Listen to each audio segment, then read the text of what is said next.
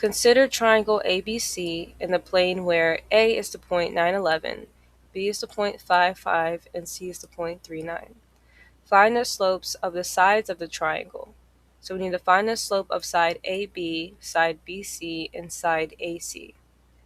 And then we need to answer the question, is this or is this not a right triangle? Yes or no? So the first thing I want you to think about when you're given points automatically in your head is the slope formula. So let's take a look at that for a second.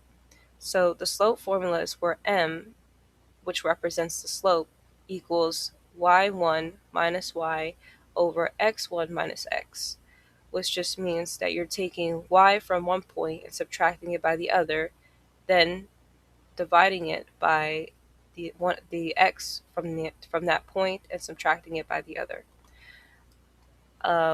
You may have also heard change in y over change in x, which is also the definition of slope. And you may also have heard of rise over run, um, which is also another definition of the slope. Okay, so now let's start by working on this problem. So the first thing you want to do is draw what looks like an equilateral triangle. And then you want to plot down those points. So A is the point 911, B is the point 55, and C is the point 39. And now we want to plug these into the slope formula to find the slope between each line, right? So let's start off with AB. So the slope here of AB, let's plug it into the slope formula. So we'll start off with the y from A, which is 11, minus the y from B, 5 over x, minus the x from B. So 11 minus 5 is 6 over 9 minus 5, which is 4. Now you don't want to leave your answer like this. You want to reduce it because these are two even numbers, and we know it can be reduced further because 2 goes into both of them. So we want to divide both top and denominator, numerator denominator, right, by 2 to get 3 over 2, because 6 divided by 2 is 3 and 4 divided by 2 is 2. So the slope of AB is 3 over 2.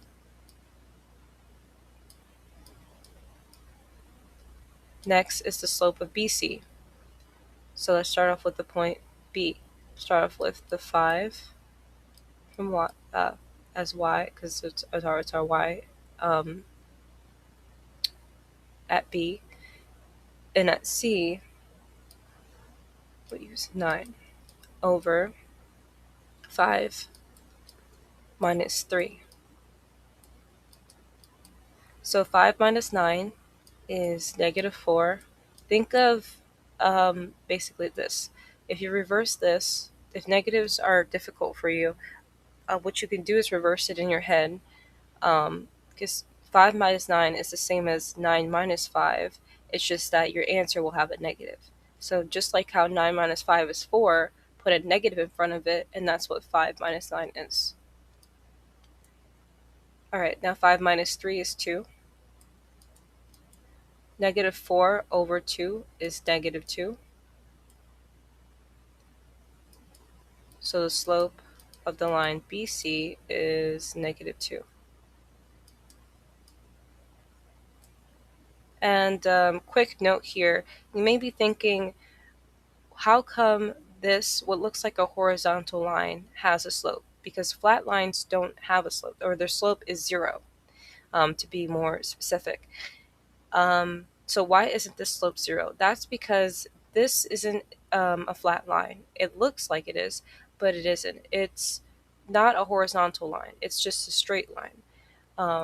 So I'm going to draw it because it will you'll understand it better if I were to draw it.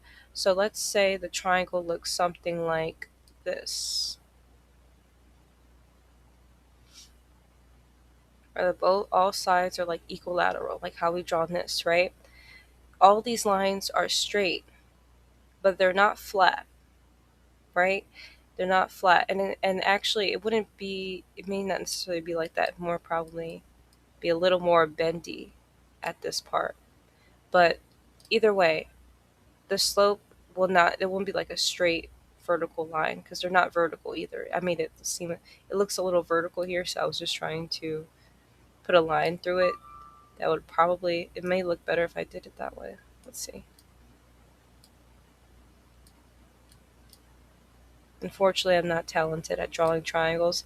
Okay, so basically your triangle would look something like this. It's not completely a vertical line, it's not a horizontal line, it's just a straight line. Straight. So that means their slope could be anything. Um, but it wouldn't be zero. You wouldn't assume it'd be zero. Okay. All right, and now let's move on to A and C, right? So start with 11y from A and then 9y from B over x from A. Oops, made a mistake. Over x from A and then our x from B, which is 3, right? Okay, so 11 minus 9 is 2. And 9 minus 3 is 6. And we know we can reduce this further, so we will. So 2 divided by 2 is 1, and 6 divided by 2 is 3. So the slope of the side AC is 1 over 3. We've got that down. Okay, so now we need to answer the question, is this or is this not a right triangle? So let's draw a right triangle for a second.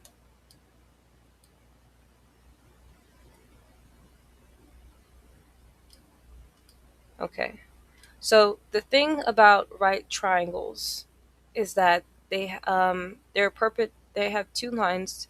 These two lines here are perpendicular to each other. Perpendicular means not only do they intersect, but they create a 90-degree angle.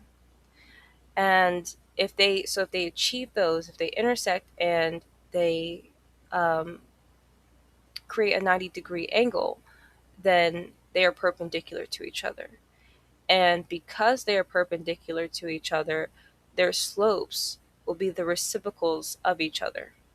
So the slope of this side would be the reciprocal of this side, and vice versa. So here we can see that none of these are actually the reciprocals of each other.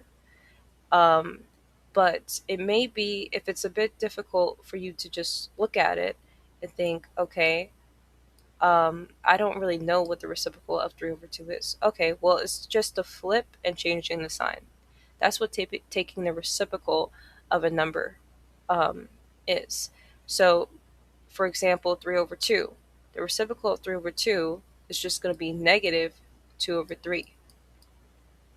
We added a negative because it was positive, so we switched the signs and made it negative, and then we just flipped the fraction. It was 3 over 2, but now it's 2 over 3 because we brought the 2 up front and brought the 3 to the bottom. Same thing over here. This is really negative 2 over 1, so you would take the reciprocal of, when you take the reciprocal of this is going to be positive 1 over 2. Take the reciprocal of this, and this is negative 3, or negative 3 over 1. So, are any of these this reciprocal of here at all? No, none of these are negative 3 here, right? None of these are 1 over 2, and none of these are negative 2 over 3, which means that we don't have perpendicular sides. which means that we do not have a right triangle, so the answer is no. Simplify each expression and leave it without radicals. Assume all variables are positive. Okay, so let's first take a look at problem A. We have a square root and we have variables with exponents. So to simplify a radical with variables and exponents, the first thing we need to do is identify the index, which is 2. This is because we have a square root and the index represents the number of the root. So now we want to get into the simplification process, which would be like taking the root of, right? So to do this, we take our exponent from one term and we divide it by our index. So we'll write down our base w and then divide our exponent by our index, 2 divided by 2, which is 1. So this means that the square root of w squared is w to the power of 1, which you can just write as w because it's usually written without the exponent there, but it is implied. Okay, and then you move to the next term. We always do this term by term. So now we look at the exponent up here, and it's 8. So we'll do 8 divided by 2, our index, which is 4. So this means that the square root of x to the power of 8 is x to the power of 4. Okay, now here, we actually have a cube root, so that's a little bit different, but the general simplification process will be the same method. So the thing is, R3 doesn't go into 8 at all. So we can't take the root of this. But that doesn't mean we can't take the root of this expression. Sometimes you can take the root of some terms in the expression, but not all the terms. And that's okay. That's still part of simplifying the expression. So here we move on to the next term, and that's w to the power of 12. Now 3 does go into 12, right? We can divide it and we get a whole number. Getting a whole number is important when you're taking the root of a variable with an exponent. So here it is. So 12, we have 12 divided by 3, and that's 4. So the cube root of w to the power of 12 is w to the power of 4. And now what we do about this 8 is we leave it under the root. So we just multiply it by what we have already taken the root of with what's still in the root. So the full answer is w to the power of 4 times the cube root, I forgot to write the 3 down, the cube root of 8. Okay, here we have a square root, so our index is 2. Here we have a perfect square. That's something you need to memorize because when you look at it, you know exactly what the root of it is, which is 6. Okay, and now we can move on to our exponents. So we have x to the 4th power. Okay, 4 divided by 2 is 2. So we write down 2. Then moving on to our y. Our y is to the 8th power. 8 divided by 2 is 4. So we have y to the power of 4. And the full answer is 6 times x to the power of 2 times y to the power of 4.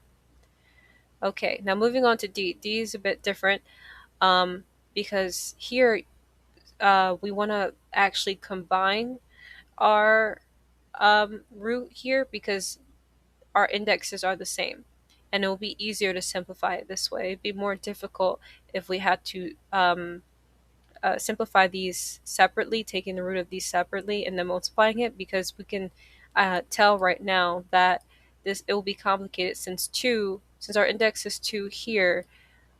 Our 2 can't actually be evaluated any further because we can't take the root of this because our index is 2. You can't take the root of what your index already is as a number like this.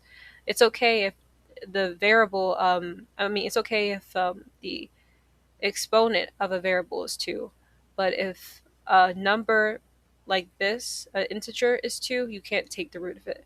not if it's the same as the index. It's definitely a no. So we know that this is going to be under root. And then for 18, 18 is going to be a little complicated because it's not a perfect square. So overall, that means you would want to, if your indexes are the same, combine it all under one root and then multiply. So that's what we're going to do. So we're going to combine this all under one whole square root, which will look like this: 18w to the 7th power times y squared times 2y well, actually, let's see, can I do that? Let's undo that. Yeah, let's write like this because we're really multiplying, everything's being multiplied right now. 2 times 1 to the power of, 2 times y to the power of 8 times w to the power of 5. Okay, so now we can get it into multiplying, right? So our only integers are 18 and 2. So we'll make this look like, write another root down here. So 18 times 2 is 36